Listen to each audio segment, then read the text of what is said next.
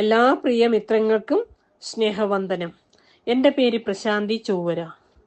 ഇന്ന് ഞാനിവിടെ പറയാൻ പോകുന്ന കഥ ഗണപതിയുടെ ജനന കഥയാണ്. പരമശിവന്റെ പ്രിയ പത്നിയായ പാർവതീദേവി തൻ്റെ സന്തത സഹചാരിയും കാവൽക്കാരനുമായ ഒരു മകനെ സൃഷ്ടിക്കാൻ ആഗ്രഹിച്ചു.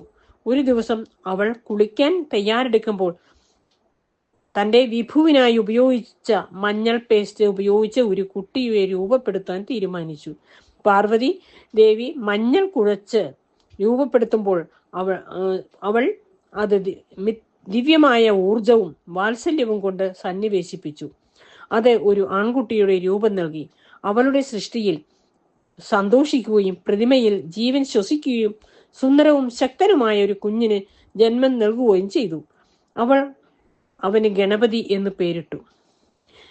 തൻ്റെ സ്നേഹവും അനുഗ്രഹവും നൽകുകയും ചെയ്തു. മറ്റു കാര്യങ്ങൾ ശ്രദ്ധിക്കേണ്ട പാർവതി ഗണേശനോട് തൻ്റെ അറയുടെ പ്രവേശന കവാടത്തിൽ കാവലിരിക്കാനും കുളിക്കാനും ആരെയും അകത്ത് കടക്കാൻ അനുവദിക്കരുത് എന്ന് നിർദ്ദേശിച്ചു. അനുസരണയുള്ളവനും വിശ്വസ്തനുമായ മകനെന്ന നിലയിൽ ഗണേശൻ അമ്മയുടെ വാക്കുകൾ ഹൃദയത്തിൽ സ്വീകരിച്ചു. പ്രവേശന കവാടത്തിൽ നിലയുറപ്പിച്ചു. ഗണേശൻ അറിയാതെ പാർവതിയുടെ ഭർത്താവായ പരമശിവൻ സംഭവ സ്ഥലത്തെത്തി. തടസ്സമില്ലാതെ പാർവതിയുടെ അറയിലേക്ക് സ്വതന്ത്രമായി പ്രവേശിക്കാൻ ശീലിച്ച ശിവൻ തന്റെ വഴി തടയുന്ന ഒരു ചെറുപ്പക്കാരനെ കണ്ട് അത്ഭുതപ്പെട്ടു.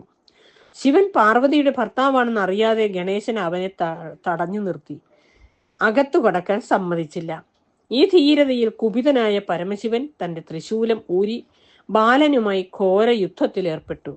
പാർവതിയുടെ ദിവ്യശക്തിയുടെ പ്രകടനമായ ഗണേശൻ തുല്യശക്തിയോടെയും നിശ്ചയദാർഢ്യത്തോടെയും തിരിച്ചടിച്ചു.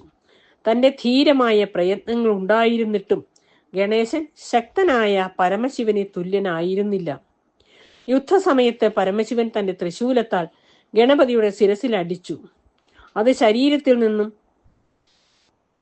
തല വേർപെട്ട് നിർജീവമായി കിടക്കുന്ന മകന്റെ കാഴ്ച പാർവതിയിൽ അടക്കാനാവാത്ത ദുഃഖം നിറഞ്ഞു. അവൾ കുളിയിൽ നിന്ന് പുറത്തു വന്നു. ഗണപതിയുടെ ജീവനില്ലാത്ത രൂപം കണ്ട് സംഭവിച്ച ദുരന്തം അവൾ മനസ്സിലാക്കി. പാർവതിയുടെ ദുഃഖം കോപമായി മാറുകയും ഗണപതിയുടെ ജീവൻ പുനഃസ്ഥാപിക്കാൻ ശിവൻ ആവശ്യപ്പെടുകയും ചെയ്തു. തന്റെ പ്രിയ പത്നിയുടെ തീവ്രമായ ദുഃഖം കണ്ട ശിവൻ താൻ ചെയ്ത തെറ്റ് മനസ്സിലാക്കി. തിരുത്താൻ ആദ്യം കണ്ടെത്തിയ ജീവിയുടെ തല കൊണ്ടുവരാൻ അദ്ദേഹം തന്റെ പരിചാരകരോട് നിർദ്ദേശിച്ചു. ആനയുടെ തലയുമായി പരിചാരകർ വേഗം മടങ്ങി. ഭഗവാൻ ശിവൻ ആനയുടെ തല ഗണപതിയുടെ ശരീരത്തിൽ സ്നേഹപൂർവ്വം വെച്ച് അവനിൽ പുതുജീവൻ നൽകി. ഇപ്പോൾ ആനയുടെ തലയുമായി ഗണേശൻ ഉണർന്ന് മാതാപിതാക്കളുടെ മുന്നിൽ നിന്നു. തന്റെ മകനെ വീണ്ടും ജീവനോടെ കണ്ടപ്പോൾ പാർവതിയുടെ ദുഃഖം അതിരറ്റ സ്നേഹമായി മാറി. അവൾ ഗണേശനെ ആശ്ലേഷിക്കുകയും പ്രപഞ്ചത്തിന്റെ മുഴുവൻ പുത്രനായി പ്രഖ്യാപിക്കുകയും ചെയ്തു. പരമശിവനും ഗണപതിയെ തന്റെ പുത്രനായി സ്വീകരിക്കുകയും അനുഗ്രഹങ്ങൾ നൽകുകയും ചെയ്തു.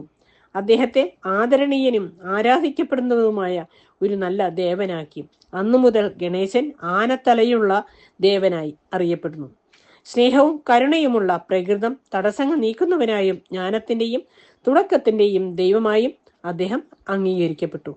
എല്ലാവർക്കും കഥ ഇഷ്ടപ്പെട്ടിട്ടുണ്ടായിരിക്കണം.